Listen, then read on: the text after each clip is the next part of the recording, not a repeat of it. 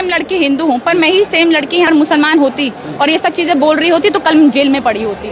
तो इस देश में नाम होने से फर्क पड़ता है। हर दो दूसरी बात में मुसलमान नाम होगा, पाकिस्तानी नाम होगा, बांग्लादेश होगा, क्योंकि इनका जो है ना ये शुरू भी वहीं होते हैं और ये खत्म भी वहीं हो जाते हैं। इसके लिए किसी भी टॉपिक में मुसलमान होना जरूरी है, बस यही इनका काम रह गया है। पर हम फिर भी ये कोशिश कर रहे हैं कि पीसफुली हम तो फूल भी लेकर आए हैं। से कुछ लोगों ने दूरियां भी बनाई है और अपील भी करी है सोशल। मुसलमानों ने खास देखिए वो उनकी अपनी मर्जी है। देखिए अपनी मर्जी है। देखिए हमारे देश में ना मुसलमानों को, मैं आपको खुलकर बोलती हूँ ये बात, मैं नॉन मुस्लिम हूँ फिर भी मैं बोल रही हूँ कि इस देश में इतना बदलाव आ चुका है, इतना चेंज हो चुका है ये देश कि मैं ही सेम लड़की हिंदू हूँ, पर मैं ही सेम लड़की यहाँ पर मुसलमान होती और ये सब चीजें बोल रही होती तो कल जेल में पड़ी होती।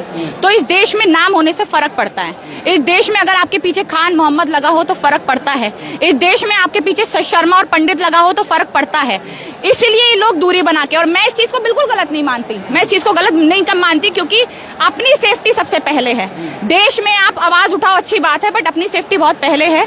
वो लोगों को उठाकर आप ये देखिए कितने प्रोटेस्ट हुए एनआरसी के, सीए के। उमर खालिद आज तक जेल में है, खालिद सैफी आज तक जेल में है। सारे के सारे मुसलमानों को आज तक जेल में डाला गया है और आज उनके खिलाफ सबूत भी नहीं है, फिर भी उनको जेल में डाला गया है। हमने भी बहुत प्रोटेस्ट किए, मैंने भी लगातार बहुत सारी ऐसी बाइटें दी है जिसकी वजह से मैं जेल में जा सकती थी। पर यहाँ पर हिंदू और मुसलमान होने में फर्क पड़ता है, इसीलिए इस देश में उन्होंने थोड़ा सा दूरी बनाई है और इसमें कुछ गलती नहीं है अगर वो अपनी सेफ्टी के बारे में सोच रहे हैं। आप ये देखिए कि हमारे देश का दुर्भाग्य ऐसा है कि मुसलमान एक ये सोच रहा है कि हम इस प्रोटेस्ट से दूरी बना ले ताकि हमको पकड़कर गिरफ्तार करके अंदर न डाल दिया जाए। जनता पार्टी का क्या भविष्य लग रहा है आपको? लोग कह रहे हैं कि अमेरिका में बैठकर, विदेशों में बैठकर भारत विरोधी यहाँ गतिविधियां ये लोग कर रहे हैं। आ तो गया भाई, आज तो इंडिया में आ गया, ठीक है, अब आ तो गए इंडिया में, और क्या चाहिए आपको? और अगर हम बात कर रहे हो, अगर है तो वो इंडियन ना, वो कहीं पे भी बैठकर लोगों के लिए अगर आवाज उठा रहे हैं, चाहे वो अमेरिका में हो, चाहे वो कहीं पे भी पूरी दुनिया की कोई सी भी कंट्री में वो, अगर हमारे भारत देश के जनता के लिए,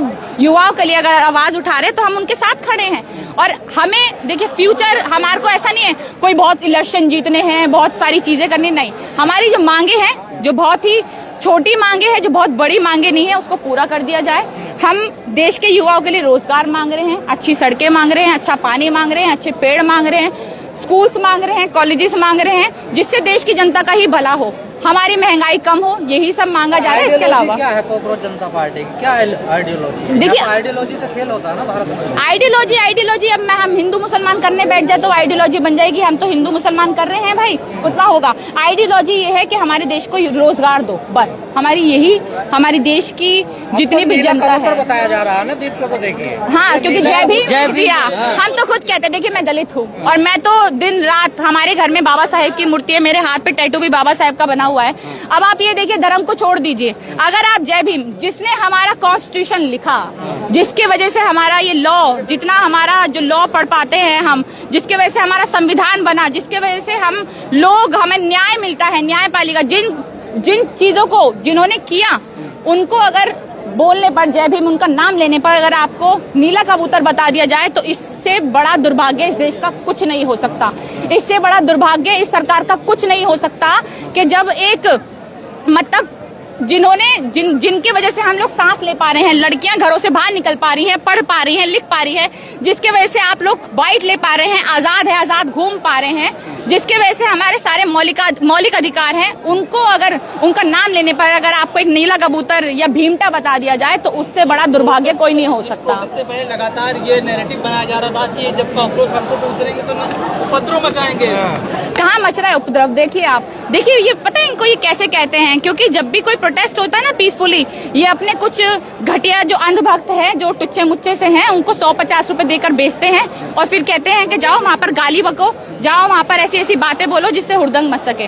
पर यहाँ पर ऐसा कुछ नहीं होगा। हमने देख लिया है, पहले ही आते ही वो वहाँ पर सब खड़े हुए थे, हमने सब देख लिया है। दलाल रिपोर्टर्स भी बहुत सारे आए हैं। जी, मीडिया आपके साथ में, पुलिस प्रशासन आपके साथ में, विपक्ष आपके साथ में, तो फिर कैसे लड़ाई लड़ोगे आप लोग, कैसे जीतोगे? आपको कैसे पता नहीं है सब साथ? मनोज झा ने बिल्कुल क्लियर मना कर दिया, देखिए कि मेरे साथ धोखा किया इन लोगों ने, मुझसे लेटर पे कुछ लिखवाया, प्रेस कॉन्फ्रेंस कुछ कर दी इन्होंने। देखिए बात ये है कि हमारे साथ कोई हो या ना हो, विपक्ष हमारे साथ हो या ना हो, पुलिस हो या ना हो, ये दलाल मीडिया हो या ना हो, सोशल मीडिया हमारे साथ है, सोशल मीडिया हमारे साथ है और देश की जनता हमारे साथ है, देश का युवा हमारे साथ है। और जब ये है तो हम देश भी चेंज कर सकते हैं, बदल सकते हैं, पूरा देश को भी अच्छी तरीके से, हमारी देश की मीडिया को भी गिरा सकते हैं और देश की सरकारों को भी गिरा सकते हैं। जब भी कोई आंदोलन होता है हमेशा देखते हैं, कोई ऐसा नहीं होता कि सारे पुलिस वाले उनके साथ है, सारा प्रशासन उनके साथ है, सारी जो कानून व्यवस्था उनके साथ है, नहीं, हमेशा इनको खिलाफ ही देखा जाता है, इनके खिलाफ ही होता है, क्योंकि जो सरकार होता है उसके खिलाफ बोल रहे होते हैं, सरकार के हाथ में सब कुछ होता है, तो ये हमेशा खिलाफ होता है। पर आंदोलनों से हमेशा सब कुछ बदला गया है। चिंता करनी चाहिए,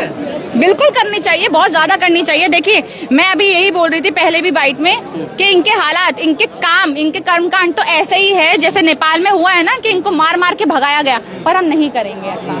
हमें बहुत पीसफुली अपनी मांगे हैं, हम हाथ जोड़ के मांगे कर रहे हैं कि हमारी मांगों को पूरा कर दिया जाए। हमें नहीं चाहिए आपसे, हम नहीं चाहते कि हाँ ऐसे हालात आए कि आपको मार मार के पीट पीट के पानियों में नंगा करके भगाया जाए, नहीं, हम नहीं वो चाहते। गाय के नाम पे, मदरसे के नाम पे, मस्जिद के नाम पे बड़े मजबूत है। देखिए कि देखिए कोई मजबूत नहीं है, अगर मजबूत होते ना, जो इतने फॉलोअर्स होते हैं ना, ये मजबूत है ईवीएम से, ये मजबूत है सिर्फ ईवीएम से, कि इनको वोट मिल रहा है और इतना खतरनाक, ये इतनी खतरनाक धांधली कर रहे हैं कि जीत जा रहे हैं। ये सिर्फ उस चीज से, बैलेट पेपर से आप चुनाव करा लो, आज पता चल जाएगा कितने मजबूत है कितने कमजोर है। ईवीएम भी है क्या?